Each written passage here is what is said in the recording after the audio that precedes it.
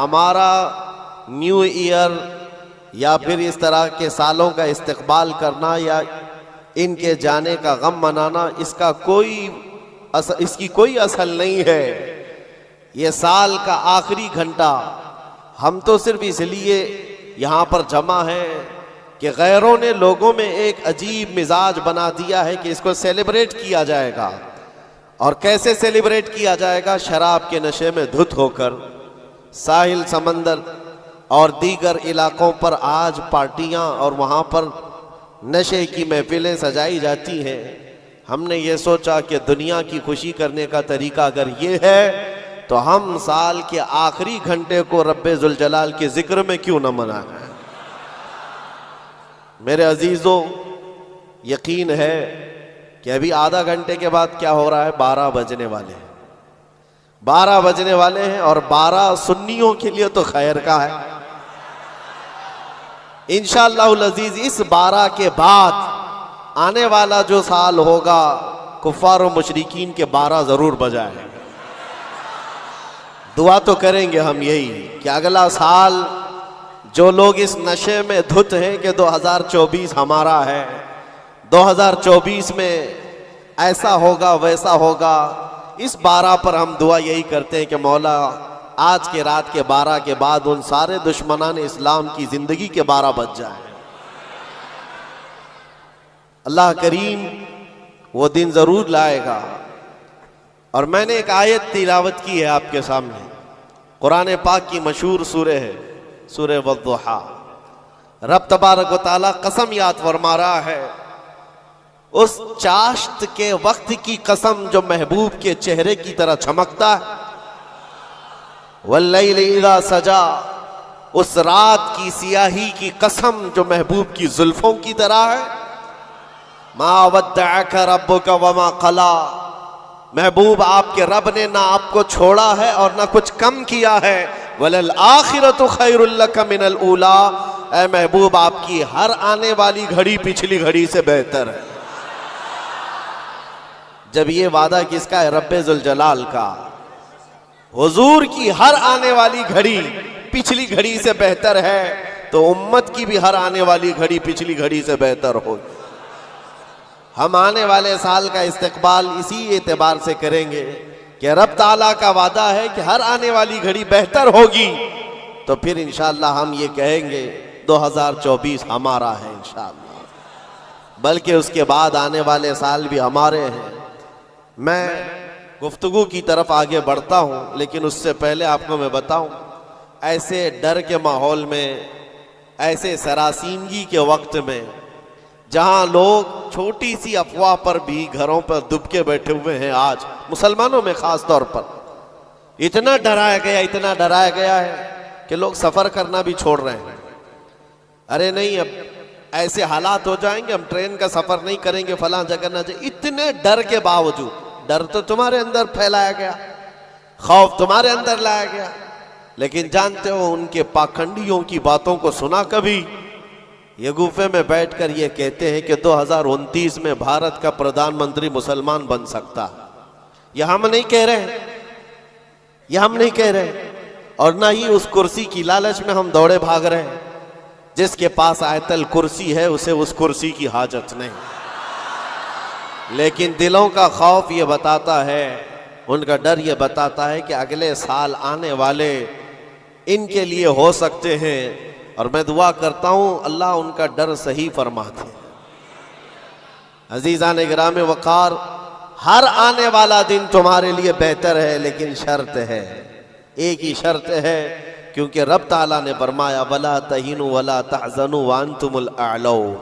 घबराओ मत, बेकरार मत हो, तुम सबसे ज्यादा कामयाब रहोगे इन कुंतुम मुमिनीन। शर्त यह है कि तुम मेरे नबी की गुलामी में आ जाओ, ईमान वाले हो जाओ, तब फिर तुम्हारे लिए हर आने वाली घड़ी बेहतर है, हर आने वाली घड़ी पिछली घड़ी से बेहतर है। शर्त यह है कि ईमान की जिंदगी आ जाए तुम्हारे।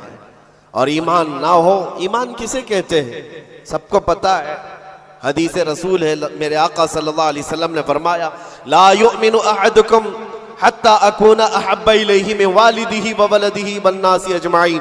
तुम में से उस वक्त तक कोई मोमिन नहीं हो सकता कामिल जब तक कि वो अपने माँ बाप औलाद और सारी दुनिया से ज्यादा मुझसे मोहब्बत ना करे। दूसरी हदीस है, ला युमिनु अहदुकुम हत्ता यकून हवाहु तबअन लिमा जिअतु बिही। हुजूर पाक सल्लल्लाहु अलैहि वसल्लम फरमाते हैं, तुम में से उस वक्त तक कोई कामिल मोमिन नहीं हो सकता जब तक कि वो अपनी ख्वाहिशात को मेरी मर्जी के मुताबिक ना बनाए। हुजूर की मर्जी के मुताबिक जब तक तुम अपनी ख्वाहिशात नहीं बनाओगे मोमिन नहीं हो सकते, और मोमिन कामिल नहीं होगे तो फिर मदद भी नहीं है। मैं उस मोमिन की बात कर रहा हूं जिसको कुरान कहता है कभी कद अफलहल मोमिनून, ईमान वाले कामयाब हो चुके। कौन से ईमान वाले? ईमान की शर्त अव्वल है हुजूर के लिए बे इंतहा मोहब्बत करना, शर्त अव्वल है। अब आइए हम आज की इस रात में तज़किरा उन लोगों का करें जिनका जिक्र हमारे ईमान की जिला का सबब है। वो दीवान गाने इश्क रसूल जिन्होंने अपनी जिंदगियां हुजूर के कदमों में निछावर कर दी। मैंने आज ये सोचा कि उनकी बारगाहों में खिराज अकीदत पेश करते हुए जवानों के लिए मिसाल रखो। आज के नौजवान आइडियल किसको समझेंगे? मेरे अजीजों, दुनिया आज बड़ी बड़ी स्क्रीनें लगाकर मुजरा करने वाले जालिमों के नाच को देख रही होगी। स्टंट करने वाले इनके सामने हीरो बन जाते हैं। मैं आज आपको उन जियालों की बात रखना चाहता हूं जो हकीकत में हीरो हैं, जो पूरी दुनिया के लिए हीरो हैं। उस बतले जलील का एक नाम काफी है, खालिद बिन वलीद। इसकी मिसाल दुनिया लाने से कासिर है। मेरे अजीजों, मेरी पूरी गुफ्तगू का खुलासा सिर्फ इतनी बात पर होगा जो बरेली के इमाम ने पुकार कर कहा था, फिर के गली गली तबाह ठोकरें सबकी खाई क्यों, दिल को जो अक्ल दे खुदा तेरी गली से जाए क्यों। आज जो गली गली घूम रहे हैं उन तक भी पैगाम पहुंचाओ, फिर के गली गली तबाह ठोकरें सबकी खाए क्यों। आ जाओ इस दरबार में, इस दरबार का जो सग भी हो जाता है, कुत्ता भी होता है, वो अपने वक्त का मुजद्दिद बन करके ये नारा लगाता है, ये नारा लगाता है, उस गली का गधा हूं मैं जिसमें मांगते ताजदार फिरते हैं।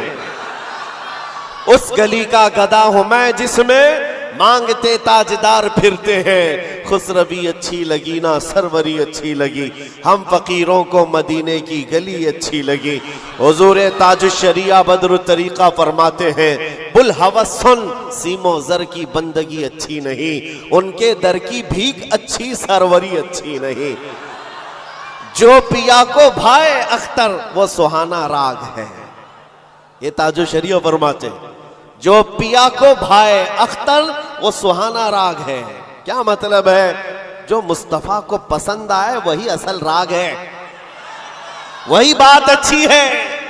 जो पिया को भाए अख्तर वो सुहाना राग है, जिससे नाखुश हो पिया वो रागनी अच्छी नहीं। जिससे नाखुश हो पिया वो रागनी अच्छी नहीं। पिया हुजूर के बारगाह में इस्तिआरतन कहा गया है। हुजूर को जो चीज नापसंद है वो हमारे लिए अच्छी है ही नहीं। यही तो बरेली का मिजाज है। कहते हैं ना ताजुश्शरिया रहमतुल्लाह ताला अलैह कि नबी से हो जो बेगाना उसे दिल से जुदा कर दे, पिदर मादर बिरादर जानो माल उन पर फिदा कर दे। ये सारे अशार का लुब्बे लुबाब खुलासा क्या है? उसका खुलासा यही है जो सहाबा का नारा था, हो ना ये फूल तो बुलबुल का तरन्नुम भी ना हो, चमने दहर में कलियों का तबस्सुम भी ना हो ना ये साकी तो मैं भी ना हो, खुम भी ना हो, बस में तौहीद दुनिया में ना हो, तुम भी ना हो। खीमे अफलाक का इस्तादा उसी नाम से है, नबज़े हस्ती तपश आमादा उसी नाम से है। दश्त में दामने कोहसार में मैदान में है, बहर में मौज की आगोश में तूफान में है। चीन के शहर मराकश के बयाबान में है, वही नाम पोशीदा हर मुसलमान के ईमान में है। और वो जो न हो तो और वो जो न थे तो। ये सारे अशार के बाद अब आओ मैं गुफ्तगू को आगे बढ़ाता हूं। इसी बात पर तवज्जो रखना, फिर के गली गली तबाह ठोकरें सबकी। अगर किसी को ठोकर लगी है तो वो दिल पर हाथ रखकर आ जाए। आज मैं उन जियालों की तरफ चलता हूं। यमन का एक कबीला बनु असद, एक कबीला है जिसमें रहने वाले एक शख्स है हारिसा, और उनकी बीवी, छोटा सा एक कुंबा, छोटा सा एक खानदान, 3 बच्चे थे। हारिसा और उनकी बीवी और 3 बच्चे। ये यमन का रहने वाला एक कबीला है। औरत अपने तीनों बच्चों को लेकर मैके जा रही थी, और बड़ा बेटा जो उस वक्त उम्र का 8 साल का था, जैद नाम था, काफिले पर अचानक डाकुओं का हमला हुआ और माल लूट लिया गया, और साथ ही डाकुओं ने ये जैद नामी छोटे से बच्चे को, 8 साल के बच्चे को भी गिरफ्तार कर लिया। एक माँ का कलेजा दहल गया कि मेरे 8 साला बच्चे को मुझसे छीना गया, बाकी 2 बच्चे तो साथ थे। माँ की कैफियत ऐसी थी कि पहाड़ों पर चढ़ जाती, चीखती थी, और अरबी में जो अशार कहती थी, अल्लाहु अकबर, आज भी मौजूद है। यमन की रहने वाली ये खातून पहाड़ों पर जाकर पुकारती थी कि कोई मेरे जैद को देखा है तो मुझे बता दे। और जब खबर बाप को आकर लगी, बाप जान निछावर करता था अपने बेटे जैद पर। बाप की ऐसी कैफियत कि खाना छोड़ दिया, और मिजाज में तब्दीली ऐसी आ गई कि लोगों से मिलना तक छोड़ दिया अपने बेटे की जुदाई के गम में। यमन वाले कहते थे कि हारिसा का बेटा जो गुम हुआ, यूसुफ गुमगश्ता है, यानी एक दूसरा यूसुफ है। जैसे हजरत याकूब अलैहिस्सलाम के बेटे यूसुफ की अलैहिस्सलाम की दूरी हुई थी तो आपने गम किया था, हारिसा ने अपने बेटे जैद की जुदाई में बहुत रोया।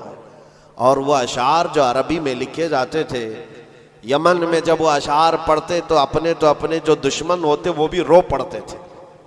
बाप की जुदाई के गम के अशार लोगों को रुलाते थे।